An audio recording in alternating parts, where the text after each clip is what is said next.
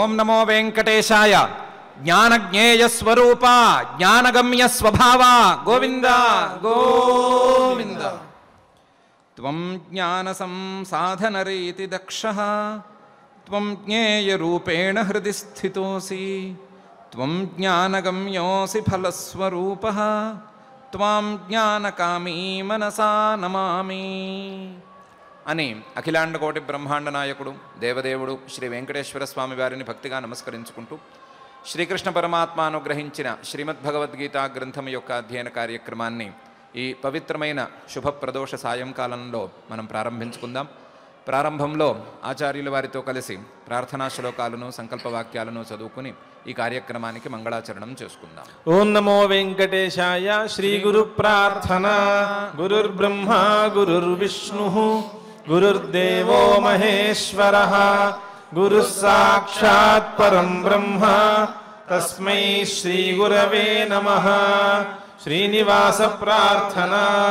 మహాయోగపీఠే పరిభ్రాజమానే ధరణ్యాదితత్వాత్మకే శక్తియుక్తే గుణాహస్కరే వహ్నిబింబార్ధమధ్యే సమాసీనమోంకర్ణికేష్టాక్షరాబ్జే.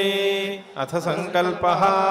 శ్రీమద్ ఆదివరాహక్షేత్రే విరాజమానస్య అఖిలాండకోటి బ్రహ్మాండనాయకస్య శ్రీ పద్మావతీ జానేః భగవతః శ్రీ వెంకటేశ్వర స్వామినః దివ్య సన్నిధౌ భగవతః శ్రీకృష్ణ పరమాత్మనః అనుగ్రహేణ అస్మాకం సర్వేషాం శారీరస్య మానసస్య చ బలస్య సిద్ధ్యర్థం సమస్తానాం అసాధ్య వ్యాధీనాం నివారణార్థం సర్వయజ్ఞ ఫలప్రాప్త్యర్థం సర్వాసాం సంపదాం ప్రాప్త్యర్థం విద్యార్థినాం బుద్ధిశక్తి వృద్ధి ద్వారా పరీక్షాసు ఉత్తీర్ణతా సిద్ధ్యర్థం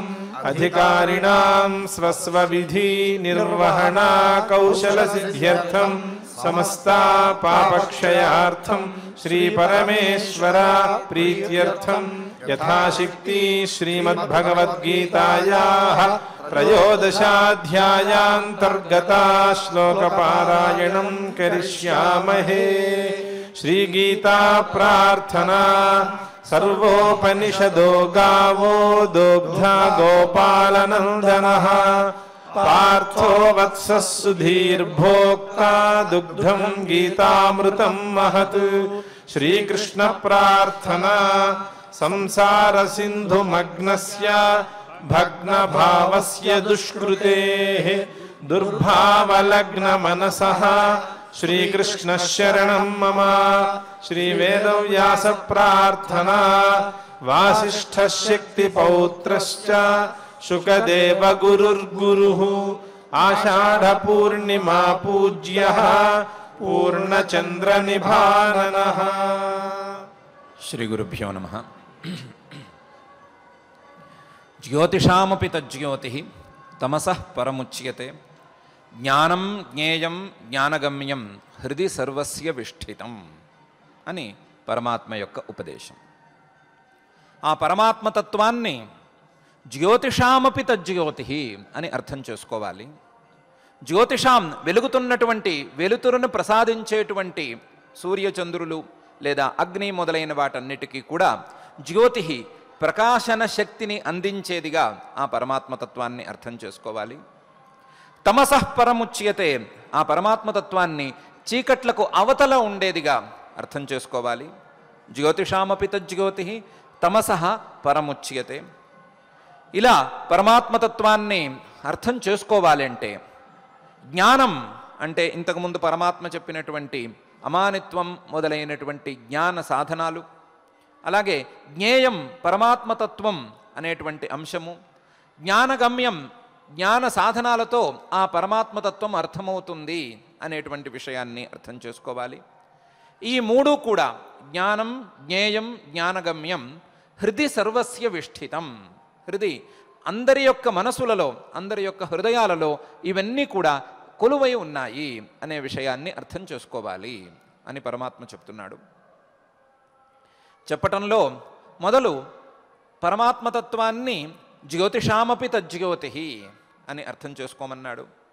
జ్యోతిషాం వెలుతురును ప్రసాదించేటువంటి వస్తువులన్నిటికీ కూడా ఈయన జ్యోతిస్వరూపుడు, ప్రకాశాన్ని వెలుగును ఇచ్చేవాడు అని ఒక పాయింట్ని అర్థం చేసుకోవాలి. దాంతోపాటుగా చీకట్లకు ప్రసక్తి లేనివాడు, చీకటి లేనివాడు, చీకటికి అవతల ఉండేటువంటి వాడు అనే విషయాన్ని కూడా అర్థం చేసుకోవాలి. అర్థం చేసుకుని ఆ పరమాత్మను తెలుసుకునేందుకు ప్రయత్నం చేసుకోవాలి. ఆ పరమాత్మను తెలుసుకోవాలి అంటే జ్ఞానం, పరమాత్మే చెప్పినటువంటి జ్ఞాన సాధనాలను ఆశ్రయించాలి.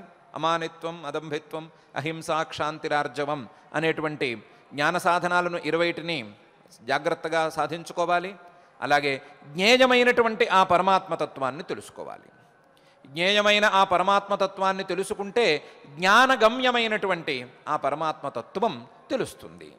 జ్ఞానగమ్యమైనటువంటి పరమాత్మతత్వం, జ్ఞానంతో తెలుసుకోబడేటువంటి, జ్ఞాన సాధనాలతో తెలుసుకోబడేటువంటి, వెలుగొందేటువంటి ఆ పరమాత్మతత్వం హృది సర్వస్య విష్ఠితం, అందరి హృదయాలలోనూ నిలవై ఉన్నది అనే విషయం తెలుస్తుంది అని అంటున్నాడు. అనటమైతే అంటున్నాడు కానీ ఇందులో చాలా సందేహాలు చుట్టుముట్టేందుకు అవకాశం చాలా ఎక్కువగా ఉంది. ఒకటి, జ్యోతిషామపి తజ్జ్యోతి అన్న తర్వాత వెలుగొందే అన్నిటికీ కూడా వెలుగును ప్రసాదించే శక్తి ఉన్నది అని తేలిన తర్వాత, తమసః పరముచ్యతే, చీకటికి అవతల వైపు ఉన్నది లేదా చీకటి కంటే కూడా పై స్థాయిలో ఉన్నది అని తేలిపోయిన తర్వాత, జ్యోతిషామపి తజ్జ్యోతి తమసః పరముచ్యతే అని అన్న తర్వాత ఆ పరమాత్మ స్వరూపం ఎందుకు ప్రకాశించటం లేదు అనే సందేహం అలాగే మిగిలిపోతుంది. ఆ పరమాత్మతత్వం ఎందుకు ప్రకాశించదు? చీకట్లకు అవతల ఉన్నది కదా, చీకటికి సంబంధం లేనిది కదా, చీకటి కంటే పై స్థాయిలో ఉన్నది కదా, లేదా అంధకారం లేదా అజ్ఞానం లేదా మాయ వీటన్నిటి కూడా పై స్థాయిది కదా. పై స్థాయిలో ఉండేటువంటి ఈ పరమాత్మతత్వం ఎందుకు తెలియటం లేదు, ఎందుకు తెలియటం లేదు అని ఒక ప్రధానమైన సందేహం వస్తుంది. ఆ సందేహాన్ని మనం కొంచెం బయటే తీర్చుకోవాలి. శ్లోకం నుంచి బయటకు వచ్చే తీర్చుకోవాలి. తీర్చుకుని ఒకసారి శ్లోకంలోకి వెళితే గనక పరమాత్మ యొక్క అభిప్రాయం మనకు స్పష్టమవుతుంది. పరమాత్మ ఏమంటున్నాడు? పరమాత్మతత్వం అంటే వెలుగులకే వెలుగును ప్రసాదించేది, వెలుతురుని ప్రసాదించేది అని అంటున్నాడు. మరి ఇలాంటి వెలుతురుకి, ఇలాంటి ప్రకాశానికి అసలు చీకటి అనే ప్రసక్తి ఉండదు అని కూడా పరమాత్మే చెప్తున్నాడు. తమసః పరముచ్యతే అనటం వలన మరి మనకెందుకు తెలియటం లేదు అని అంటే, మనకు ఆ పరమాత్మకు మధ్య ఏదో ఒక అడ్డంకి ఏర్పడి ఉంది, ఏదో ఒక అడ్డం ఉంది. ఆ అడ్డం వలన మనకి ఆ పరమాత్మ తెలియటం లేదు. ఏమిది ఆ అడ్డం అనే విషయాన్ని మనకు ఛాందోగ్యోపనిషత్తులోని ఒక వాక్యం చెప్తుంది. తద్యథా హిరణ్యం నిధి నిహితం ఉపర్యుపరి సంచరంతః అక్షేత్రజ్ఞాః న విందంతి ఏవమేవ ఇమమాత్మానం న విందంతి అనృతేన హి ప్రత్యూఢాః అని. ఒక పెద్ద లంకె బిందెల్లాంటివి లోపల భూమిలో దాచిపెట్టారు, పొలంలో దాచిపెట్టారు. దాచిపెట్టిన చోటు ఎవరికీ తెలియదు. దాచిపెట్టిన ఆయన లేరు ప్రస్తుతం. దాచిపెట్టారు, లోపల ఉంది. చాలా పెద్ద బంగారం ఉంది లోపల, చాలా ఎక్కువగా ఉంది. ఈ దాచిపెట్టిన వారి వారసులు ఆ భూమి మీదే ఇటు అటు సంచరిస్తున్నారు. లోపలేమో చాలా సంపద ఉంది, దానిపైన వీళ్ళు తిరుగుతున్నారు, ఇటు అటు తిరుగుతున్నారు. తిరుగుతూ ఉన్నా సరే అది మాత్రం వారికి దొరకటం లేదు. ఎందుకు దొరకటం లేదు? వారిదే, వారి తండ్రి గారే పెట్టారు, వారి కోసమే ఉంచారు. ఇంత పాతర వీరికి ఎందుకు దొరకటం లేదు అంటే, ఆ పాతరకి వాళ్ళకి ఏదో ఒక అడ్డం ఉంది. వాళ్ళు దాన్ని పెట్టిన ఆయన దాన్ని మూసి పెట్టారు కదా, మట్టితో కప్పి పెట్టారు. కాబట్టి ఆ కప్పి పెట్టబడినటువంటి ఆ మట్టి వీరికి ఆ లంకి బిందెలకి అడ్డంగా ఉంది. అలాగే జీవుడికి ఆ పరమాత్మకి మధ్య కూడా ఏదో ఒక అడ్డం ఉంది. ఆ అడ్డం తొలగేంత వరకు జీవుడికి పరమాత్మతత్వం తెలియదు, లేదా జీవుడికి పరమాత్మతత్వం కనిపించదు. పరమాత్మతత్వానికి అది అడ్డం కాదు, జీవుడికి అది అడ్డం.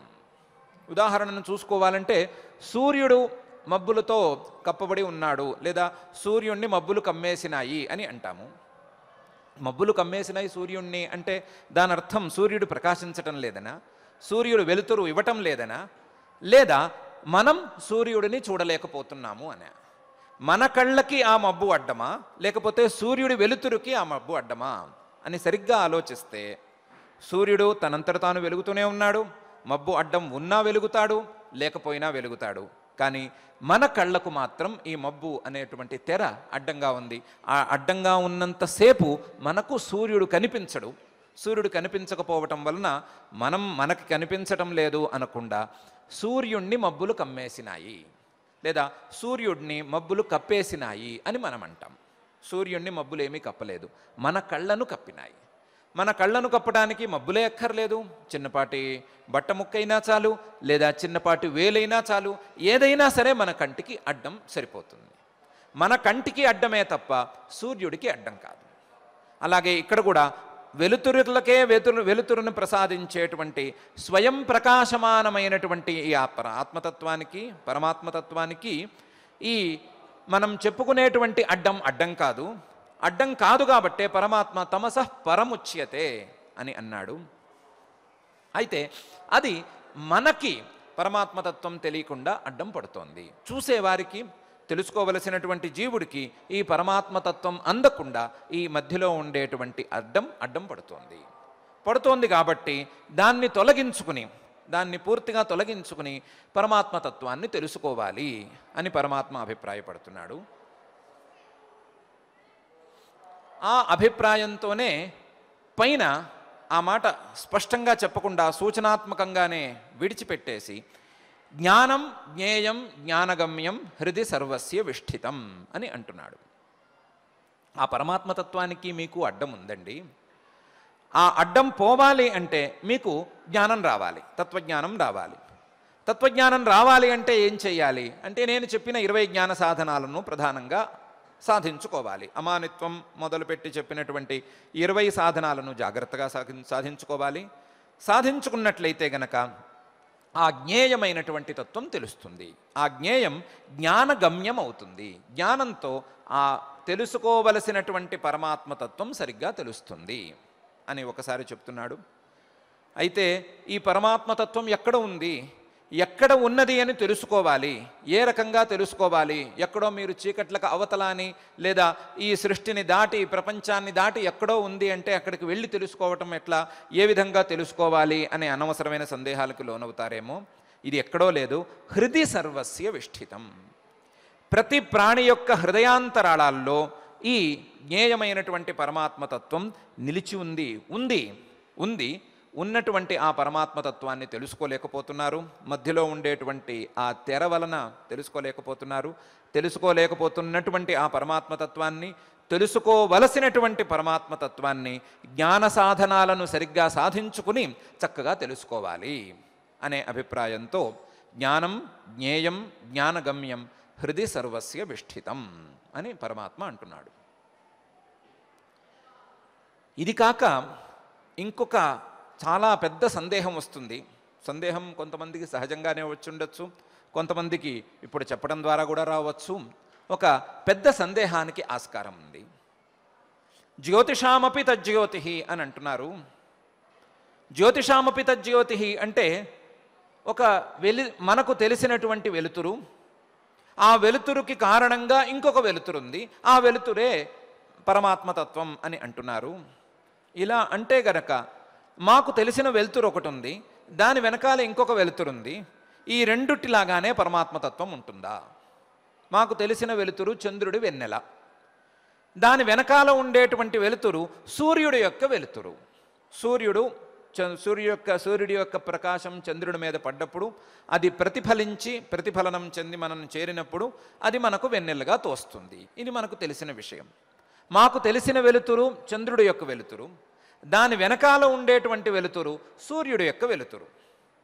మీరు ఇప్పుడు సూర్యుణ్ణి, చంద్రుణ్ణి, అగ్నిని వీళ్ళందరినీ కలిపేసి వీళ్ళందరి వెలుతురు వెనకాల ఉండేటువంటి వెలుతురే పరమాత్మతత్వం అని అంటే సూర్యుడు లాంటి ఒక భౌతికమైన పదార్థం అని అనుకోవచ్చు కదా. సూర్యుడు ఎలాగైతే చంద్రుడు వెనకాల ఉండి భౌతికంగా వెలుగుతూ ఉంటాడో, అలాగే ఈ పరమాత్మతత్వం కూడా భౌతికమైనటువంటి వస్తువే. భౌతికమైనటువంటి తన వెలుతురుతో ఈ వెలుతురుగా ఉండేటువంటి వస్తువులన్నిటినీ కూడా వెలుగిస్తోంది అని అర్థం చేసుకోవచ్చు కదా.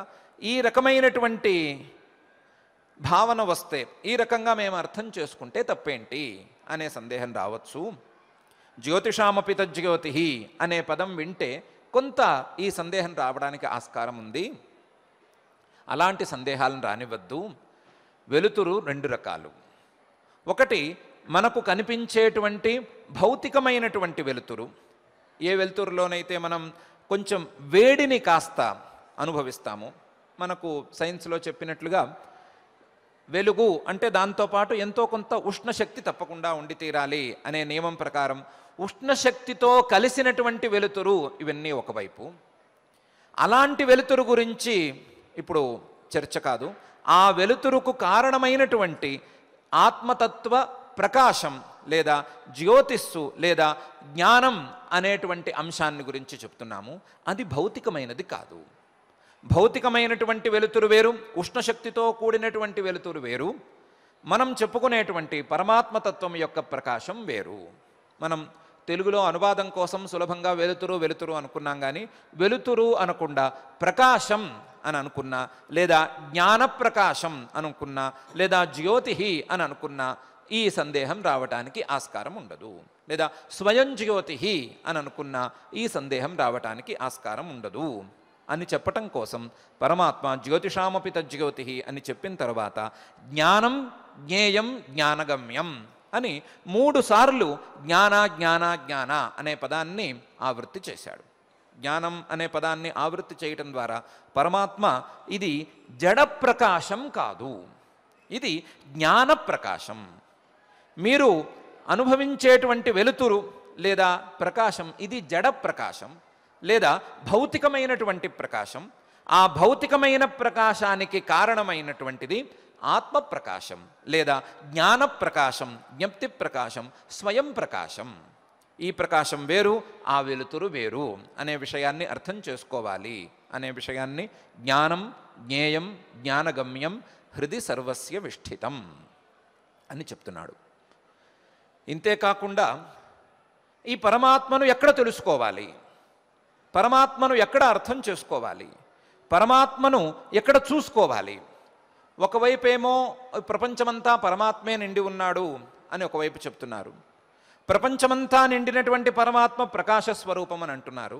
అదే పరమాత్మను ఈ మాయ ఆవరించి ఉంది అని మరొక వైపు చెప్తున్నారు. ఇలా ఇన్ని రకాలుగా చెప్తుంటే ఈ పరమాత్మను ఎక్కడ చూడాలి, ఈ మాయ ఎక్కడుంది, లేదా ఈ పరమాత్మతత్వం ఎక్కడ ఉంది, పరమాత్మతత్వాన్ని ఎక్కడ చూడాలి, ఎక్కడ అర్థం చేసుకోవాలి, ఎక్కడ ఆ వెలుతురుని చూసుకోవాలి అనే సందేహం రావచ్చు. ఆ సందేహాన్ని మనసులో ఉంచుకోవద్దు. పరమాత్మ వ్యాపకం అనేటువంటి అంశం ఒకవైపు ఉండగానే ఈ పరమాత్మతత్వాన్ని మన హృదయాలలో తెలుసుకోవాలి. పరమాత్మతత్వం సర్వత్ర వ్యాపకం అంటే హృదయంలో కూడా ఉన్నది, హృదయంలో విశేషంగా ఉన్నది. హృది సర్వస్య విష్ఠితం, విశేషేణ స్థితం. పరమాత్మ యొక్క విశేష స్థానం ఈ హృదయం.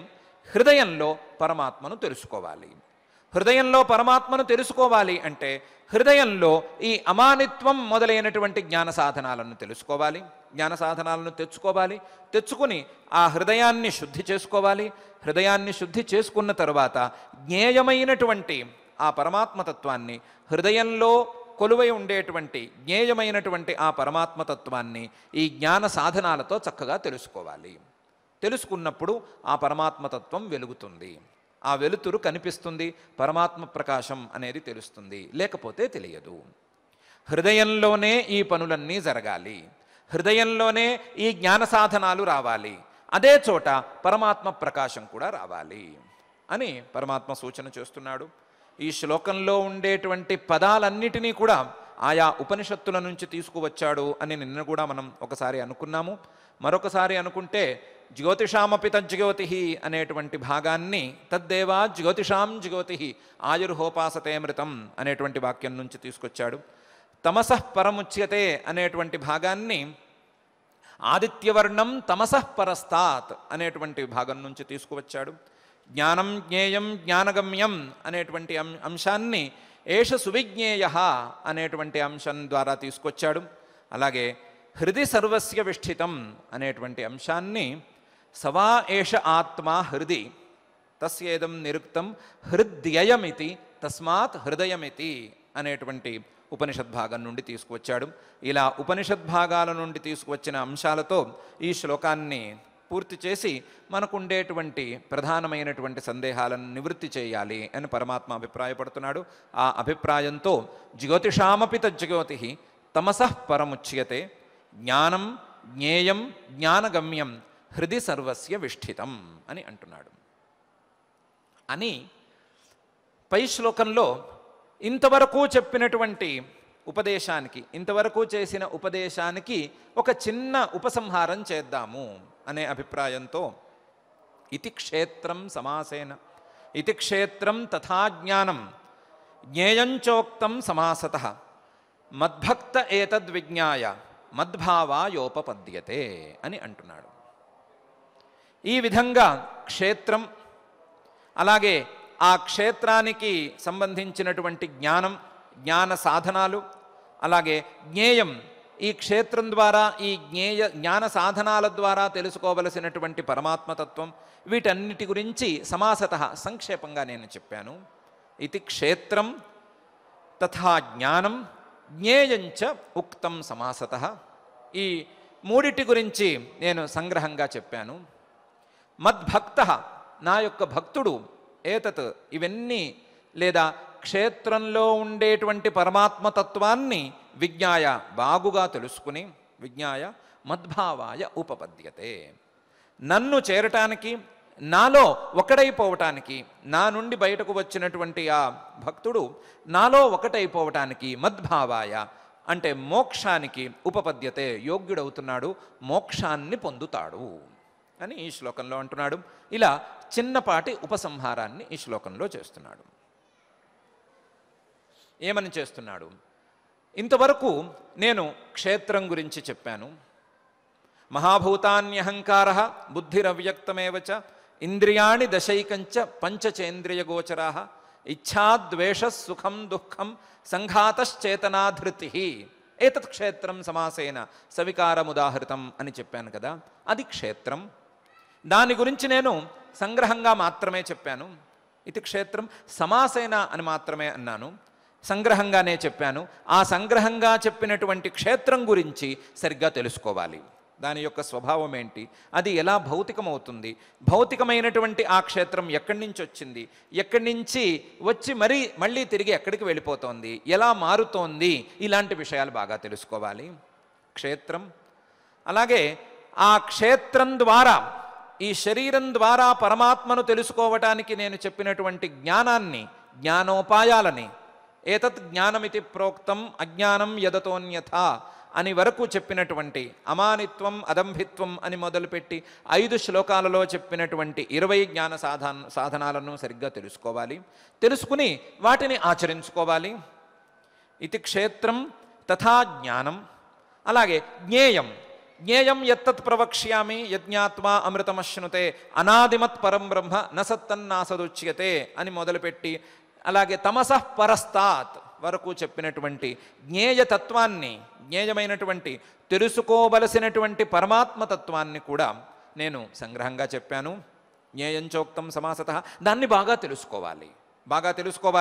ఒకటి, క్షేత్రం గురించి బాగా తెలుసుకోవాలి. ఆ క్షేత్రంలో ఉండేటువంటి పరమాత్మతత్వాన్ని తెలుసుకోవటానికి కూడా బాగా జ్ఞాన సాధనాలను గురించి బాగా తెలుసుకోవాలి. జ్ఞాన సాధనాలను తెలుసుకున్న తరువాత, ఆ జ్ఞాన సాధనాలన్నిటినీ సాధించుకున్న తరువాత జ్ఞేయమైనటువంటి పరమాత్మతత్వాన్ని తెలుసుకోవాలి. మద్భక్తః ఏతద్విజ్ఞాయ, బాగా తెలుసుకోవాలి. తెలుసుకోవాలంటే ఏం కావాలి అంటే మద్భక్తః, నా మీద భక్తి ఉంచుకోవాలి, నా మీద ప్రీతి ఉంచుకోవాలి. నా మీద ప్రీతి ఉంచుకున్నప్పుడు ఈ క్షేత్రము, అలాగే జ్ఞానము, ఈ జ్ఞేయము, ఈ 3 కూడా బాగా తెలిసేటువంటి పరిస్థితి వస్తుంది, బాగా తెలిసేటువంటి స్థితి ఏర్పడుతుంది. ఈ 3 గనక సవ్యంగా ఉంటే, ఈ భక్తి గనక సవ్యంగా ఉంటే, ఈ 3 అమరాలంటే నా మీద భక్తి ఉంచుకోవాలి. అందువలన మద్భక్తః ఏతద్విజ్ఞాయ మద్భావాయ ఉపపద్యతే, నా మీద భక్తితో, నా మీద ప్రీతితో ఈ మూడిటిని గనక సరిగ్గా తెలుసుకుని చేయవలసినటువంటి సవ్యమైన సాధనను చేసుకున్నట్లయితే మద్భావాయ నన్ను పొందేందుకు అర్హుడవుతాడు. మద్భావాయ ఉపపద్యతే నన్ను పొందుతాడు, మోక్షాన్ని పొందుతాడు, తన శరీరం నుండి బయటకు వస్తాడు. నేనే ఈ శరీరం అనేటువంటి అల్పభావన నుండి బయటకు వచ్చి అతను పరిపూర్ణమైనటువంటి సుఖాన్ని పొందుతాడు అని పరమాత్మ ఈ శ్లోకంలో చెప్తున్నాడు. అవటానికి ఉపసంహార శ్లోకం అయిన పరమాత్మ అతి ముఖ్యమైనటువంటి విషయాన్ని ఈ శ్లోకంలో సూచించదలిచాడు, లేదా ఈ శ్లోకంలో ఒక పదం ద్వారా చెప్పదలిచాడు. అందుకని ఈ ఉపసంహారం అనే అడ్డాన్ని ఇక్కడ పెట్టుకున్నాడు. అది మద్భక్త అనే పదం. మద్భక్త, నా మీద భక్తిగా ఉండేవాడికి ఈ 3 సాధనాలు అమరతాయి అనే విషయాన్ని పరమాత్మ స్పష్టంగా చెప్పదలిచి మద్భక్త ఏతద్విజ్ఞాయ మద్భావాయ ఉపపద్యతే అని అంటున్నాడు. అమానిత్వం అదంభిత్వం అనేటువంటి జ్ఞాన సాధనాలలో ఆ శ్లోకాలలో మయి చానన్యయోగేన భక్తిరవ్యభిచారిణి అని చెప్పాడు. అనన్యయోగేన, వేరే విషయాల మీద ఆసక్తి లేనటువంటి భక్తి, నా మీద భక్తి ఉండాలి అని చెప్పాడు. ఆ భక్తిని గనక సరిగ్గా సాధించుకోగలిగితే ఈ జ్ఞాన సాధనాలు, ఈ జ్ఞేయమైనటువంటి తత్వం, క్షేత్రతత్వం ఇవన్నీ కూడా స్పష్టంగా అవగతం అవుతాయి. నా భక్తి చాలా ప్రధానం, పరమాత్మ స్వరూపం మీద ప్రీతి చాలా ప్రధానం అనే అంశాన్ని పరమాత్మ ఈ శ్లోకంలో చెప్తున్నాడు. చెబుతూ ఇది క్షేత్రం తథా జ్ఞానం జ్ఞేయం చోక్తం సమాసతః మద్భక్త ఏతద్విజ్ఞాయ మద్భావాయ ఉపపద్యతే అని చిన్నపాటి ఉపసంహారం చేస్తున్నాడు. చిన్నపాటి ఉపసంహారం అంటే ఉపసంహారం మధ్యలో అధ్యాయం మధ్యలో చేశాడు కాబట్టి చిన్నపాటి ఉపసంహారం అంటున్నాం. కానీ అవటానికి ఇది సమస్త ఉపనిషత్తుల యొక్క సారభూతమైనటువంటి ఉపసంహారం. గీతాశాస్త్రానికి కూడా, సమగ్రమైనటువంటి గీతాశాస్త్రానికి కూడా సారభూతమైనటువంటి ఉపసంహారం అని చెప్పుకోవచ్చు. ఇంతే కదా సారం. జ్ఞాన సాధనాలను సరిగ్గా ఆచరించుకోవాలి, జ్ఞేయమైనటువంటి పరమాత్మతత్వాన్ని తెలుసుకోవాలి, దానికి తగ్గట్లుగా పరమాత్మ మీద ప్రీతి రూపమైనటువంటి భక్తిని పెంచుకోవాలి. ఇదే గీతామృతం యొక్క సారం. ఆ సారాన్ని కూడా పరమాత్మ ఈ శ్లోకంలో ఉంచుతున్నాడు. అయితే ఇలాంటి ఉపసంహారాలు ఎన్ని చేస్తారు? 11వ అధ్యాయంలో చివరిలో కూడా ఇలాగే చెప్పారు కదా. మత్కర్మకరున్ మత్పరమః మద్భక్త సంగవర్జిత నిర్వైర సర్వభూతేషు యస్సమామేతి పాండవ అన్నప్పుడు కూడా ఉపసంహారం అనే చెప్పారు కదా. మళ్ళీ ఇప్పుడు ఇంకా సమస్త గీతాశాస్త్రార్థోపసంహారం అంటారేమిటి అని అడగక్కర్లేదు. ఉపసంహారం ఎన్నిసార్లైనా చేయొచ్చు. చెప్పదలుచుకున్న విషయాన్ని అక్కడక్కడ ఉపసంహరించుకుంటూ ఒక తాత్పర్యం చెబుతూ ఇంతవరకు చెప్పిన విషయం యొక్క తాత్పర్యం ఇది అని చెప్పుకుంటూ పైకి వెళ్ళటం అనేది శాస్త్రాల యొక్క లక్షణం. ఆ లక్షణాన్ని అనుసరించి 11వ అధ్యాయంలో చేసినటువంటి ఉపసంహారం లాంటి ఉపసంహారాన్ని పరమాత్మ ఇక్కడ కూడా చేస్తున్నాడు. అక్కడ కూడా మద్భక్త అని అన్నాడు, ఇక్కడ కూడా మళ్ళీ మద్భక్త అంటున్నాడు. భక్తి యొక్క ప్రాధాన్యాన్ని, పరమాత్మ మీద ప్రీతి యొక్క ప్రాధాన్యాన్ని 2 ఉపసంహారాల ద్వారా పరమాత్మ సూచిస్తున్నాడు. ఏమి పరమాత్మ మీద ప్రీతి కానీ భక్తి కానీ ఇంత ప్రధానమైనదా అని మనకేమన్నా సందేహం వస్తే మనం అశ్వశిర మహారాజు గారి వృత్తాంతాన్ని తెలుసుకుంటే ఆ సందేహానికి సమాధానం దొరుకుతుంది. అశ్వశిరుడు అని ఒక మహారాజు గారు, ఆయనకు చాలా యజ్ఞాలు చేస్తాడు అని పేరుంది. యజ్ఞాలను నిరంతరం చేసే స్వభావం ఉంది ఆయనకి. యజ్ఞాలు శ్రద్ధగానే చేసేవాడు, ఏ లోపము ఉన్నవాడు కాడు. ఆయన యజ్ఞాలు చేస్తుంటే విశేషం ఏంటంటే మహానుభావులందరూ వారంతట వారు పిలవకుండానే వచ్చి యజ్ఞాలకి హాజరవుతూ ఉండేవారు. ఒకసారి చూసిపోదాం అని వస్తూ ఉండేవారు. మామూలుగా మనలాంటి వారికి కూడా యజ్ఞాలు జరుగుతున్నప్పుడు పిలవకుండా వెళ్ళవలసిన నియమం ఉన్నది. యజ్ఞాలు లాంటి పుణ్య కార్యక్రమాలు జరుగుతున్నప్పుడు మనకి పిలుపు రావాలి అనేటువంటి నియమం లేదు. పిలుపు రావటం అనేది కుటుంబపరమైనటువంటి కార్యక్రమాలకు మాత్రమే పరిమితం. అలా కాకుండా యజ్ఞం లాంటి ధార్మిక కార్యక్రమాలకి పిలవకుండా వెళ్ళాలి అని మనలాంటి వారికి నియమం. కానీ మహానుభావులకి ఆ యజ్ఞాలు చేస్తున్నటువంటి వారిని ఉద్ధరించాలి అనేటువంటిది నియమం. ఆ నియమం ప్రకారం వారు మహానుభావులు వెళుతూ ఉండేవారు. ఆయనకి ఏదో మంచి విషయాలు చెప్తూ ఉండేవారు. పైన ఇలా యజ్ఞం చెయ్యి, ఇంకో యజ్ఞం చెయ్యి అని ప్రోత్సహిస్తూ ఉండేవారు. ఆయన యజ్ఞం చేస్తున్నాడు. ఆ యజ్ఞానికి కపిల మహర్షి గారు, ఆయన శిష్యుడు జైగీషవ్యుడు అని 2 వెళ్ళారు. కపిలాచార్యుడి గురించి మనకు ఇంతకుముందు భగవద్గీతలో కూడా వచ్చింది. సిద్ధానాం కపిలోముని అనే చోట వచ్చింది. అలాగే మహర్షి కపిలాచార్య అని విష్ణు సహస్రనామంలో కూడా ఉంది. ఆయన శ్రీమన్ మహావిష్ణువు యొక్క అవతారాలలో ఒకడు, పరమాత్మ యొక్క ఒక జ్ఞానశక్తి అవతారం. ఋషిం ప్రసూతం కపిలం యస్తమగ్రే అని శ్వేతాశ్వతరోపనిషత్తులోనే ఉన్నటువంటి మహానుభావుడు ఆయన వెళ్ళాడు. వెళ్తే ఈ అశ్వశిర మహారాజు గారు ఆయన్ని గౌరవించి సరిగ్గానే పలకరించాడు, కూర్చోబెట్టాడు. ఏదో మంచి మాటలు మాట్లాడుకుంటున్నారు ఇద్దరు. యజ్ఞ సమయంలో యజమాని అంటే యజ్ఞం చేసేవాడు మౌనంగా ఉండాలి అని ప్రధానమైన నియమం ఉంది. కానీ మహానుభావులు వచ్చి మంచి విషయాలు చెప్తున్నప్పుడు వినటానికి, అలాగే వారిని ఏమన్నా ప్రశ్నించటానికి, వారి ముందు తమ సందేహాలను నివృత్తి చేసుకోవటానికి మాత్రం అవకాశం ఉంటుంది. ఆ అవకాశం ఎప్పటికీ ఉంటుంది. దాని ప్రకారం ఈయన కపిల మహర్షి గారితో మాట్లాడుతున్నారు. మహారాజు గారు మాట్లాడుతూ అయ్యా, నాకు శ్రీమన్ మహావిష్ణువుని చూడాలని ఉందండి అని అన్నాడు. శ్రీమన్ మహావిష్ణువుని గరుత్మంతుడితో కలిసి ఉండగా చూడాలని ఉందండి అని అన్నాడు. కపిల మహర్షి గారు ఊరుకోవచ్చు కదా అన్నాడు. నేనే శ్రీమన్ మహావిష్ణువుని, నన్ను చూసావు కదా, చూసినట్టే అన్నాడు. నేనే శ్రీమన్ మహావిష్ణువుని, ఈ జైగీషవీడు ఉన్నాడే ఈయన గరుత్మంతుడు, మా ఇద్దరిని చూస్తే నీ కోరిక తీరినట్టే అన్నాడు. అంటే ఈ మహారాజు గారు మనలాంటి వాడే అనుకోవచ్చు కొంచెం.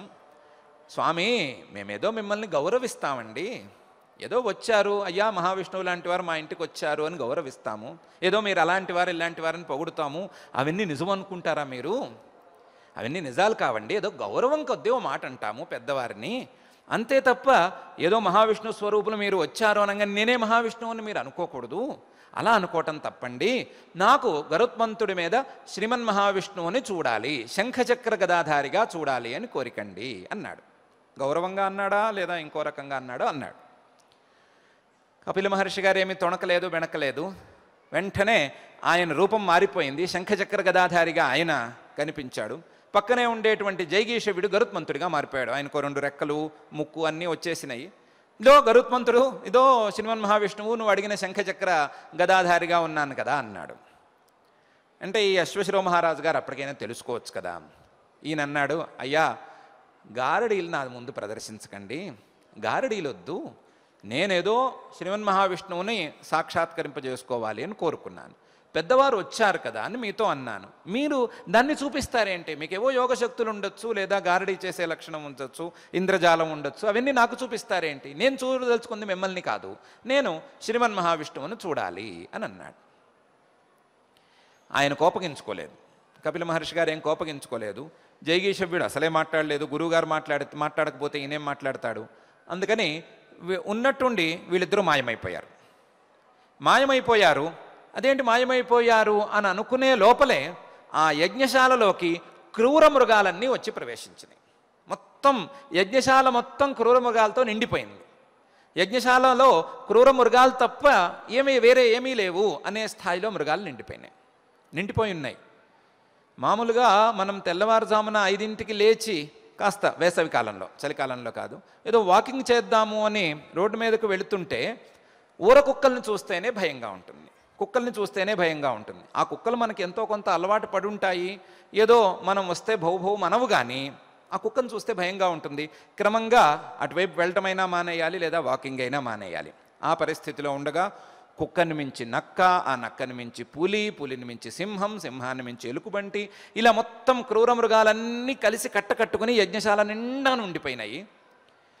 ఉండే ఋత్విక్కులకి ఏమీ తోచటం లేదు, ఈ మహారాజు గారికి ఏమీ తోచటం లేదు, ఏమిటి ఇన్ని క్రూర మృగాలు ఎక్కడి నుంచి వచ్చినాయి అని. అయితే ఏం చేయట్లేదు, అవేమీ వీళ్ళని కొరుకు తినట్లేదు, ఏమీ చేయట్లేదు, వచ్చి నుంచున్నాయి అంతేను. వీనికి భయం వేసింది. భయం వేసి ఇదేమిటి కపిల మహర్షి గారు ఈ రూపం చూపించారు, నేనేమో ఈ మాట అన్నాను, వెంటనే ఆయన మాయమైపోయారు, ఈ క్రూర మృగాలు వచ్చినాయి, ఏదో నా ద్వారా తప్పు జరిగింది, కాబట్టి నేను కపిల మహర్షి గారినే ప్రార్థించుకోవాలి అని మనసులో ఒకసారి కపిల మహర్షి గారిని ప్రార్థించుకున్నారు. అయ్యా, నేనేమైనా తప్పు చేసుంటే నన్ను క్షమించండి, ఈ కష్టం నుండి మాత్రం గట్టెక్కించండి, క్రూర మృగాలు చుట్టూ ఉండగా మాకు పనులు జరగవు, కాబట్టి ఈ కష్టం నుండి గట్టెక్కించండి అని ప్రార్థించారు. కపిల మహర్షి గారు మళ్ళీ ప్రత్యక్షమయ్యి ఏమనుకుంటున్నావు నువ్వు ఏ అభిప్రాయంతో ఉన్నావు? శ్రీమన్ మహావిష్ణువును సాక్షాత్కరింపజేసుకోవాలి, పరమాత్మ సాక్షాత్కారం పొందాలి అంటున్నావు, దానికి తగ్గట్టుగా యజ్ఞాలను చేస్తున్నావు, అంటే సత్కర్మాచరణం చేసుకుంటున్న వాడివి ఆ పరమాత్మను ఎక్కడ చూసుకోవాలి? ఎక్కడ నీకు ఆ పరమాత్మ సాక్షాత్కారం దొరుకుతుంది? ఎక్కడి నుంచి మొదలు పెడితే ఎక్కడ దొరుకుతుంది? ఎక్కడి నుంచి చూసుకోవాలి పరమాత్మను అంటే హృదయంలోంచి చూసుకోవాలి. కళ్ళతో చూస్తాను అని అనకూడదు కదా. కళ్ళతో చూస్తే గారడి అనే అనిపిస్తుంది నీకు. నేనే కాదు ఆ మహావిష్ణువు వచ్చి శంఖచక్ర గదాధారిగా నుంచున్న నమ్మకం ఏది నీకు? హృదయంలోంచి చూసుకోవాలి ఒకటి. రెండవది, చూసే ప్రతి వస్తువును పరమాత్మ యొక్క రూపాంతరంగా చూసుకోవాలి అని కదా శాస్త్రాల ఉపదేశం. నీ యజ్ఞశాలలో ఉండేటువంటి వస్తువులు కావచ్చు, నీ యజ్ఞశాలలో నీకు సహాయానికి వచ్చినటువంటి ఋత్విక్కులు కావచ్చు, లేకపోతే యజ్ఞాన్ని చూడటానికి వచ్చినటువంటి నాలాంటి వారు కావచ్చు, లేదా బయట వారు కావచ్చు, వస్తువులు కావచ్చు, ఈ పంచభూతాలు కావచ్చు, వీటన్నిటినీ పరమాత్మ అనేటువంటి దృష్టితో చూసుకుంటూ వెళ్ళాలి కదా. దానికి తగ్గట్లుగా పరమాత్మ మీద భక్తి ఉండాలి కదా నీకు. ఆ పరమాత్మ స్వరూపం మీద ప్రీతి ఉండాలి కదా. ఆ పరమాత్మ స్వరూపం మీద విశ్వాసం ఉండాలి కదా. ఈ ప్రపంచాన్నంతా పరమాత్మ వ్యాపించి ఉన్నాడు అనేటువంటి విశ్వాసం నీకు ఉండాలి కదా. ఆ విశ్వాసం లేనిదే ఏ రూపంలో వస్తే నువ్వు పరమాత్మను నమ్ముతావు? ఏ రూపంలో వస్తే ఆ శంఖచక్ర గదాధారిని నమ్ముతావు నువ్వు? నా రూపం కాదు, ఇంకో రూపం కాదు, ఏ రూపంలో వచ్చినా నువ్వు నమ్మలేవు. నమ్మలేకపోవటం వలన ఇలాంటి దుస్థితికి పాలవుతావు. నేను చూపించినా నీకు నమ్మకం కలగదు, ఆయనే వచ్చి కనిపించినా నమ్మకం కలగదు. ఇంకా జాగ్రత్తగా ఆలోచించు. నేను మాయమైపోయిన తర్వాత ఏం జరిగింది? క్రూర మృగాలు వచ్చి యజ్ఞశాల నిండా ఆక్రమించుకున్నాయి అని జరిగింది. దాని తత్వం ఏంటని ఒకసారి గుర్తుంచుకో. యజ్ఞశాల అంటే నీ మనసు.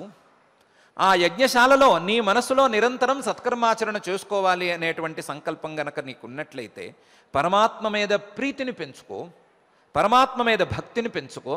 ఆ భక్తిని పెంచుకున్నప్పుడు ఈ యజ్ఞశాలలోకి క్రూర మృగాలు ప్రవేశించకుండా ఉంటాయి. క్రూర మృగాలంటే వేరే ఏమీ లేవు, నీ మనసులో ఉండేటువంటి దుస్సంకల్పాలు, నీ మనసులో ఉండేటువంటి రాగద్వేషాలు, కోపతాపాలు, విచిత్రమైనటువంటి భావాలు, నీవే భరించలేనటువంటి భావాలు, ఉన్నాయని కూడా తెలియనటువంటి భావాలు, ఎప్పుడు కరుస్తాయో, ఎప్పుడు కాటేస్తాయో, ఎప్పుడు పంజా విసురుతాయో తెలియనటువంటి భావాలు. ఈ భావాలన్నీ ఈ యజ్ఞశాల అనబడేటువంటి నీ హృదయం నిండా వ్యాపించి ఉండిపోతాయి. ఈ క్రూర మృగాలన్నీ బయటికి పోవాలి అంటే ఆ పరమాత్మ మీద ప్రీతిని పెంచుకోవాలి. పరమాత్మ మీద ప్రీతిని పెంచుకుని హృదయంలో ఆ ప్రీతిని పెంచుకున్నటువంటి హృదయంతో ప్రపంచంలో ఉండే ప్రతి వస్తువును పరమాత్మ స్వరూపంగా చూసుకోవాలి. చూసుకున్నప్పుడు మాత్రమే నీకు పరమాత్మ సాక్షాత్కారం కలుగుతుంది. లేకపోతే పరమాత్మ వచ్చే ఎదురు నుంచున్నా సరే నీకు సాక్షాత్కారం కలగనట్లే. నీకు విశ్వాసం లేనంత వరకు ఆ సాక్షాత్కారం నీకు కానట్లే అనే విషయాన్ని చెప్పారు. ఆ విషయాన్ని సూచించటానికా అన్నట్లుగా పరమాత్మ మద్భక్త ఏతద్విజ్ఞాయ మద్భావాయ ఉపపద్యతే అని ఇక్కడ అంటున్నాడు. నా మీద భక్తి, నా మీద ప్రీతి ఇది ప్రధానం. ఇది లేనప్పుడు ఈ సాధనాలేవీ పనిచేయవు. ఇది ఉన్నప్పుడు మాత్రమే జ్ఞానం, జ్ఞేయం, జ్ఞానగమ్యం అనేటువంటి అంశాలు పుట్టుకొస్తాయి. లేకపోతే మనసులో ఉండేటువంటి ప్రతి సామర్థ్యము వ్యర్థంగానే నడుస్తూనే ఉంటుంది. మనసంతా కూడా అనేక రకమైనటువంటి దుర్భావాలతో నిండిపోతూ ఉంటుంది. ఆ మనస్సు కలిగినటువంటి మానవుణ్ణి కష్టాల్లోకి నెడుతూనే ఉంటుంది అనే విషయాన్ని పరమాత్మ స్పష్టంగా చెప్తున్నాడు. చెప్పటమే కాదు, యస్య దేవే పరాభక్తి యథా దేవే తథా గురౌ తస్యైతే కథితాహ్యర్థా ప్రకాశంతే మహాత్మనః అనే శ్వేతాశ్వతరోపనిషత్తులో ఉండే చివరి వాక్యాన్ని కూడా మనకు గుర్తు చేస్తున్నాడు. యస్య, ఏ పురుషుడికైతే దైవే పరాభక్తి, దైవం పరమాత్మ మీద ఉత్కృష్టం, సర్వోత్కృష్టం, సర్వోన్నతమైనటువంటి ప్రీతి ఉంటుందో, యస్య దేవే పరాభక్తి, ఆ దైవం మీద ఉండేటువంటి భక్తి లాంటి భక్తే యథా దేవే తథా గురౌ, తన యొక్క గురువు మీద కూడా ఉంటుందో, అటువంటి సాధకుడికి, అటువంటి మానవుడికి చెప్పిన అంశాలు, ఉపదేశం చేసినటువంటి అంశాలు, ఉపదేశం చేయని అంశాలు, లేదా ఉపదేశం అందని అంశాలు, రెండు రకాల అంశాలు సరిగ్గా అర్థమవుతాయి. తస్యైతే కథితాహ్యర్థాః తస్యైతే అకథితాహ్యర్థాః ప్రకాశంతే మహాత్మనః. అటువంటి మహాత్ముడికి మాత్రమే ఈ విషయాలన్నీ కూడా అర్థమవుతాయి. కాబట్టి దైవం మీద భక్తి అనేది చాలా ప్రధానం అని శ్వేతాశ్వతరోపనిషత్తు చెప్పిన వాక్యాన్నే పరమాత్మ కూడా గుర్తు చేస్తూ మద్భక్త అనే మాటను ప్రత్యేకించి చెప్తున్నాడు. మద్భక్త ఏతద్విజ్ఞాయ మద్భావాయ ఉపపద్యతే అని అంటున్నాడు. మనం రెండిటిని కలుపుకొని చూసుకున్నట్లయితే గనక, ఒకవేళ దైవం మీద భక్తి మానవుణ్ణి సర్వోచ్చ స్థితికి తీసుకువెళుతుంది అని నమ్ముకుంటే, దైవం మీద భక్తి లాంటి భక్తే గురువు మీద గనక మనం సాధించుకోగలిగితే మానవుడు సద్గతిని పొందుతాడు అని మనం అర్థం చేసుకోగలిగితే, ఆ దైవమే గురు రూపంగా వచ్చి మనకు ఉపదేశం చేస్తుంటే, దైవము గురువు ఒకటే అయిపోయినప్పుడు, దైవం వేరుగాను గురువు వేరుగాను తెలియనటువంటి సందర్భంలో దైవమే వచ్చి నేను నా తత్వాన్ని ఇలా చెప్తున్నాను అని మనకు గురువై ఉపదేశం చేస్తుంటే మనం ఏ రకమైనటువంటి భక్తిని ప్రదర్శించాలి? ఏ రకమైన భక్తితో, ద్విగుణీకృతమైనటువంటి రెండింతలు చేసుకున్నటువంటి భక్తితో ఆ గురు రూపంలో వచ్చినటువంటి ఆ పరమాత్మను భక్తిగా మనం చూసుకోవాలి. చూసుకున్నప్పుడు మనకి ఆ పరమాత్మ ప్రీతితో, ఆ గురు ప్రీతితో, గురు భక్తితో, పరమాత్మ భక్తితో మనకు కావలసినటువంటి తత్వజ్ఞానం తప్పకుండా అందుతుంది. మనం అలాంటి భక్తిని అలవాటు చేసుకునేందుకు ప్రయత్నం చేసుకుందాం. మనకు ఉండేటువంటి ప్రీతిలో కనీసం ఒకంత శాతాన్ని పరమాత్మకు మనం పంచుదాం. లేదా పరమాత్మ మీద ఉండేటువంటి ప్రీతి నుంచి మనం బలవంతాన లాక్కొచ్చేసినటువంటి ప్రీతిలో కనీసం కొంత శాతం ప్రీతినైనా తిరిగి పరమాత్మకు మనం చెల్లించుకుందాం. పరమాత్మ మీద మనం ప్రీతిని పెంచుకుందాం. ప్రీతిని పెంచుకుని మన సాధన స్థాయిని మనం పెంచుకునే ప్రయత్నం చేసుకుందాం. మనకు ఆ ప్రీతిని, ఆ సాధనా స్థాయిని, ఆ ప్రయత్నాన్ని నిలకడగా ఉంచవలసిందిగా ఆ అఖిలాండకోటి బ్రహ్మాండ నాయకుడు దేవదేవుడు శ్రీ వెంకటేశ్వర స్వామి వారిని భక్తిగా ప్రార్థించుకుందాం. ఆ ప్రార్థనతో ఈరోజు పారాయణ కార్యక్రమాన్ని ప్రారంభించుకుందాం. అథ శ్రీమద్భగవద్గీతాసు ఉపనిషత్సు బ్రహ్మ విద్యాయాం యోగశాస్త్రే శ్రీకృష్ణార్జున సంవాదే క్షేత్రక్షేత్రజ్ఞ విభాగ యోగో నామ త్రయోదశోऽధ్యాయః.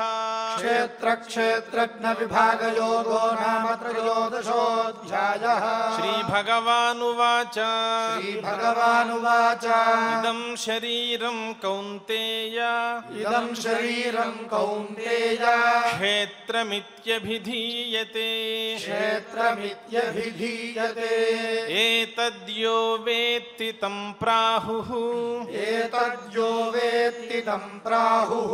క్షేత్రజ్ఞ ఇతి తద్విదః. క్షేత్రజ్ఞం చాపి మాం విద్ధి సర్వక్షేత్రేషు భారత క్షేత్రక్షేత్రజ్ఞయోర్జ్ఞానం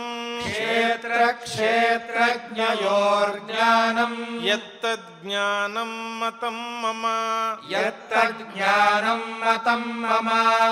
తత్క్షేత్రం యచ్చ యాదృక్చ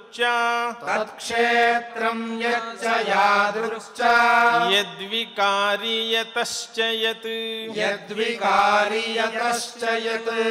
స చ యో యత్ప్రభావశ్చ తత్సమాసేన మే శృణు. ఋషిభిర్బహుధా గీతం ఛందోభిర్వివిధైః పృథక్ బ్రహ్మసూత్రపदैశ్చైవ హేతుమద్భిర్వినిశ్చితైః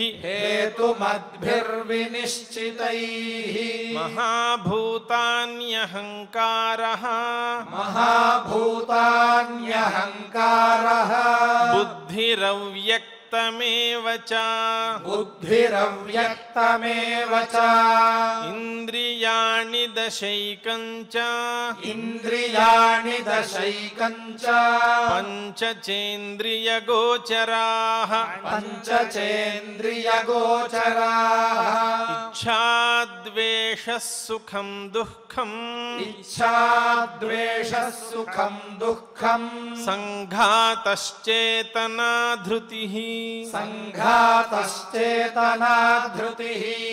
ఏతత్ एतत्क्षेत्रं समासेन एतत्क्षेत्रं समासेन सविकारमुदाहृतम् सविकारमुदाहृतम् अमानित्वमदम्भित्वम् अमानित्वमदम्भित्वम् अहिंसाक्षान्तिरार्जवम् अहिंसाक्षान्तिरार्जवम् आचार्योपासनं शौचम् आचार्योपासनं शौचम् स्थैर्यमात्मविनिग्रहः स्थैर्यमात्मविनिग्रहः इन्द्रियार्थेषु वैराग्यम् इन्द्रियार्थेषु वैराग्यम् अनहङ्कार एव च अनहङ्कार एव च जन्म मृत्युजरा व्याधि जन्म मृत्युजरा व्याधि दुःखदोषानुदर्शनम् दुःखदोषानुदर्शनम् असक्तिरनभिष्वङ्गः असक्तिरनभिष्वङ्गः पुत्रदारगृहादिषु पुत्रदारगृहादिषु नित्यं च समचित्तत्वम् नित्यं च समचित्तत्वम् इष्टानिष्टोपपत्तिषु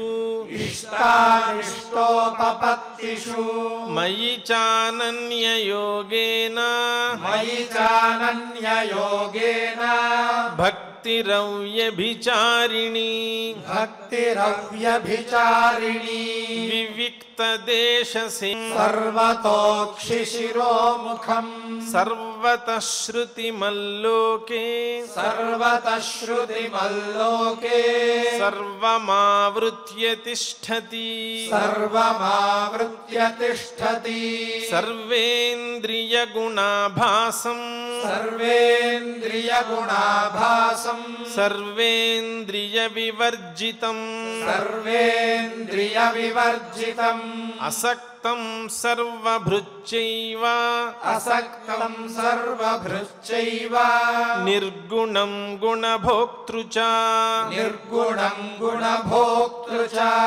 बहिरन्तश्च भूतानां बहिरन्तश्च भूतानाम् अचरं चरमेव च अचरं चरमेव च सूक्ष्मत्वात् तदविज्ञेयम् सूक्ष्मत्वात् तदविज्ञेयम् दूरस्थं चान्तिके च तत् दूरस्थं चान्तिके च तत् अविभक्तं च भूतेषु अविभक्तं च भूतेषु विभक्तमिव च स्थितम् विभक्तमिव च स्थितम् भूतभर्तृ च तज्ज्ञेयम् भूतभर्तृ च तज्ज्ञेयम् ग्रसिष्णुप्रभविष्णु च ग्रसिष्णुप्रभविष्णु च ज्योतिषामपि तज्ज्योतिः ज्योतिषामपि तज्ज्योतिः तमसः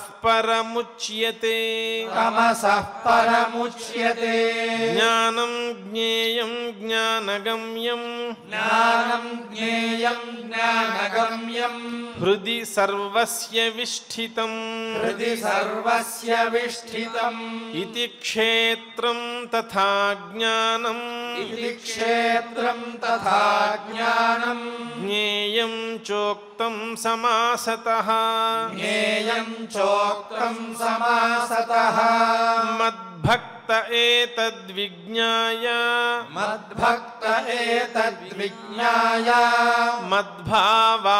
मद्भावायोपपद्यते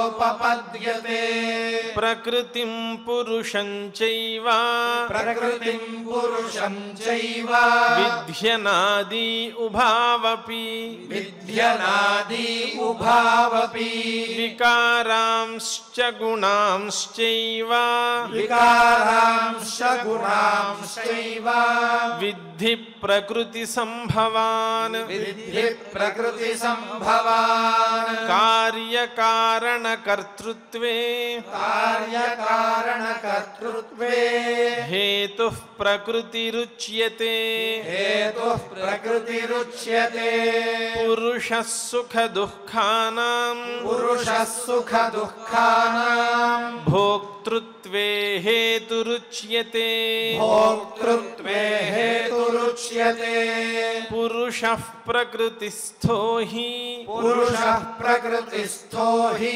भुङ्क्ते प्रकृतिजान् गुणान् भुङ्क्ते प्रकृतिजान् गुणान् कारणं गुणसङ्गोऽस्य कारणं गुणसङ्गोऽस्य सदसद्यो निजन्मसु सदसद्यो निजन्मसु उपद्रष्टानुमन्ता च उपद्रष्टानुमन्ता च भर्ता भोक्ता महेश्वरः भर्ता भोक्ता महेश्वरः परमात्मेति चाप्युक्तः परमात्मेति चाप्युक्तः देहेऽस्मिन् पुरुषः परः देहेऽस्मिन् पुरुषः परः य एवं वेत्ति पुरुषं य एवं वेत्ति पुरुषं प्रकृतिं च गुणैः सह प्रकृतिं च गुणैः सह सर्वथा वर्तमानोऽपि सर्वथा वर्तमानोऽपि न स भूयोऽभिजायते न स भूयोऽभिजायते ध्यानेनात्मनि पश्यन्ति ध्यानेनात्मनि पश्यन्ति केचिदात्मानमात्मना केचिदात्मानमात्मना अन्ये साङ्ख्येन योगेन अन्ये साङ्ख्येन योगेन कर्मयोगेन चापरे कर्मयोगेन च परे अन्ये त्वेवमजानन्तः अन्ये त्वेवमजानन्तः श्रुत्वान्येभ्य उपासते श्रुत्वान्येभ्य उपासते तेऽपि चातितरन्त्येव तेऽपि चातितरन्त्येव मृत्युं श्रुतिपरायणाः मृत्युं श्रुतिपरायणाः यावत् सञ्जायते किञ्चित् यावत् सञ्जायते किञ्चित् सत्त्वं स्थावरजङ्गमम् सत्त्वं स्थावरजङ्गमम् क्षेत्रक्षेत्रज्ञसंयोगात् क्षेत्रक्षेत्रज्ञसंयोगात् तद्विद्धि भरतर्षभा तद्विद्धि भरतर्षभा समं सर्वेषु भूतेषु समं सर्वेषु भूतेषु तिष्ठन्तं परमेश्वरम् तिष्ठन्तं परमेश्वरम् विनश्यत्स्व विनश्यन्तम् विनश्यत्स्व विनश्यन्तम् यः पश्यति स पश्यति यः पश्यति स पश्यति समं पश्यन् हि सर्वत्र समं पश्यन् हि सर्वत्र समवस्थितमीश्वरम् समवस्थितमीश्वरम् न हि नस्त्यात्मनात्मानम् न हि नस्त्यात्मनात्मानम् ततो याति पराङ्गतिम्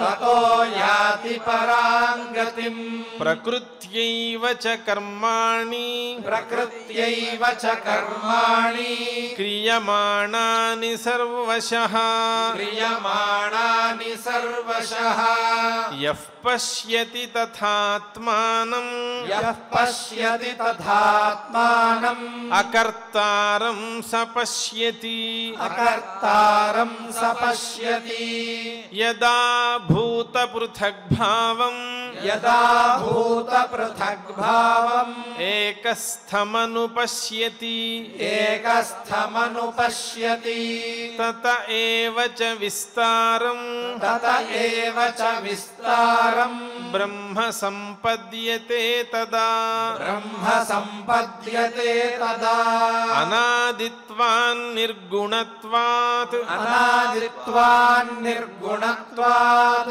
परमात्मायम పరమాత్మాయమవ్యయః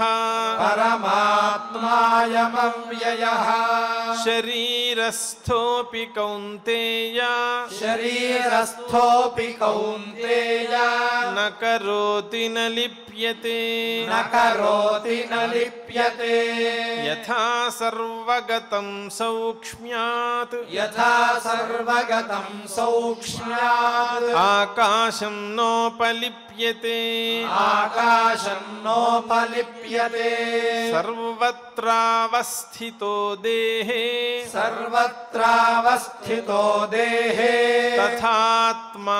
తథాత్మానోపలిప్యతే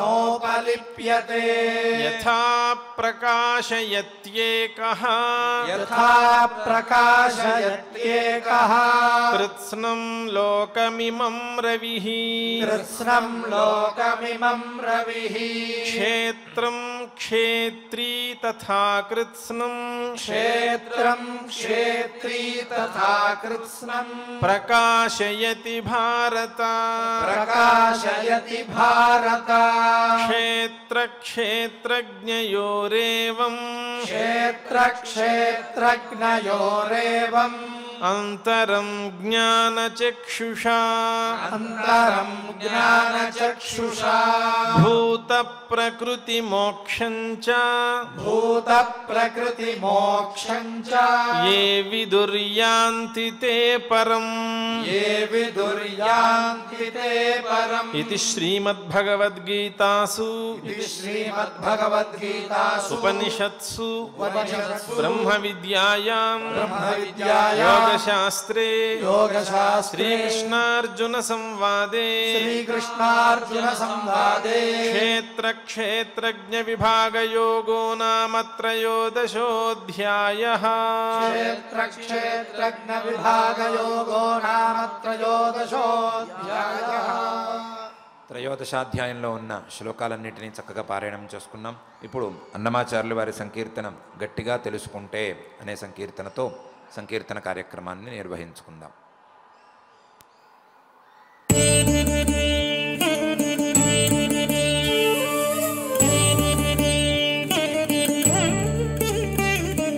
గట్టిగా తెలుసుకుంటే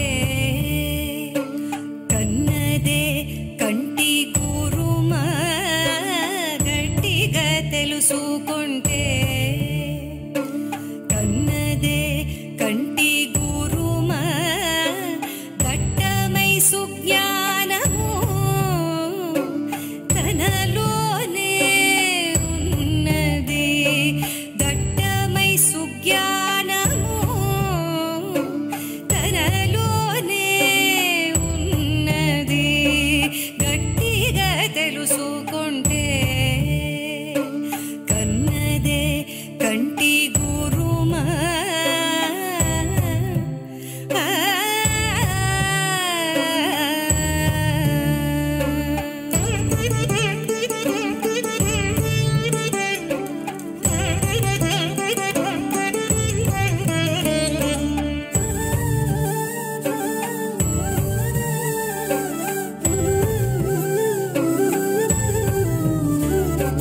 బయలే పంటలు పండే బయలే పాడి పిదికే బయలు ప్రపంచమై భ్రమయించెను బయలే పంటలు పండే బయలే పాడి పిదికే బయలు ప్రపంచమై భ్రమయించెను బయటనే ప్రకృతియు బయటనే జీవులు బయటనే బ్రహ్మము పరిపూర్ణమాయే బయటనే ప్రకృతియు బయటనే జీవులు బయటనే బ్రహ్మము పరిపూర్ణమాయే దట్టమై సుజ్ఞానము తనలోనే ఉన్నది గట్టిగా తెలుసుకుంటే కన్నదే కంటి గురుమా గట్టిగా తెలుసుకుంటే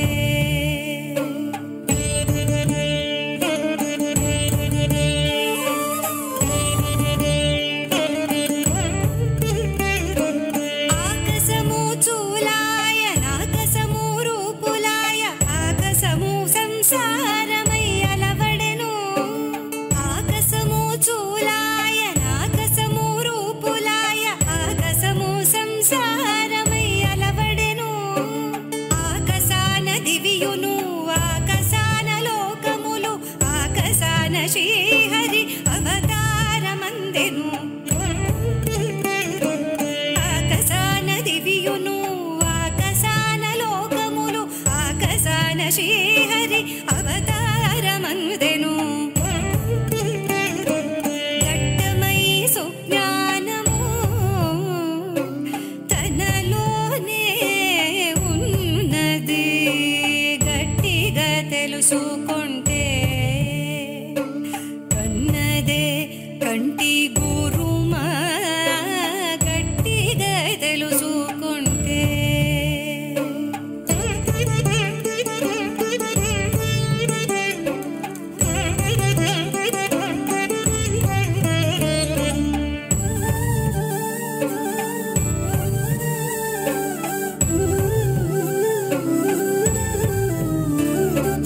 అంతరంగమే భోగము అంతరంగమే యోగము అంతరంగమే అన్నిటిగా వాసమయ్యే అంతరంగమే భోగము అంతరంగమే యోగము అంతరంగమే అన్నిటిగా వాసమయ్యే అంతరంగాన శ్రీ వెంకటాధిపుడున్నవాడు అంతరంగాన మోక్షము అతడే యొసగెను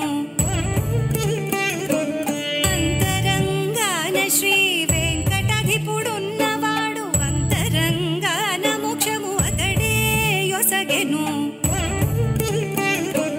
దట్టమై సుజ్ఞానము తనలోనే ఉన్నది గట్టిగా తెలుసుకుంటే కన్నదే కంటి గురుమా గట్టిగా తెలుసుకుంటే కన్నదే కంటి గురుమా గట్టిగా తెలుసుకుంటే కన్నదే కంటి గురుమా గట్టిగా తెలుసుకుంటే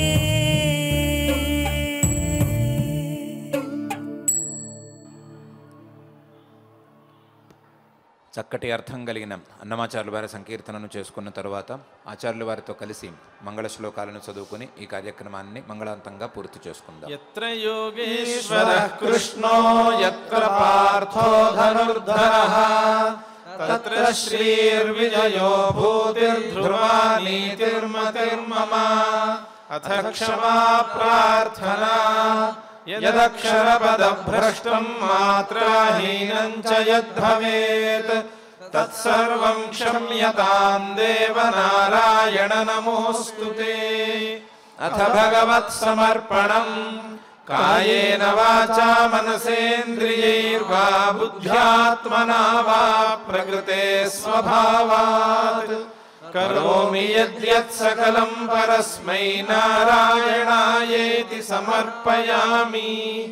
అథ లోకక్షేమ ప్రార్థనా సర్వే భవంతు సుఖినః సర్వే సంతు నిరామయాః సర్వే భద్రాణి పశ్యంతు మా కశ్చిద్ దుఃఖభాగ్ భవేత్. అథ మంగళం శ్రియః కాంతాయ కళ్యాణ నిధయే నిధయేర్థినాం శ్రీవేంకటనివాసాయ శ్రీనివాసాయ మంగళం.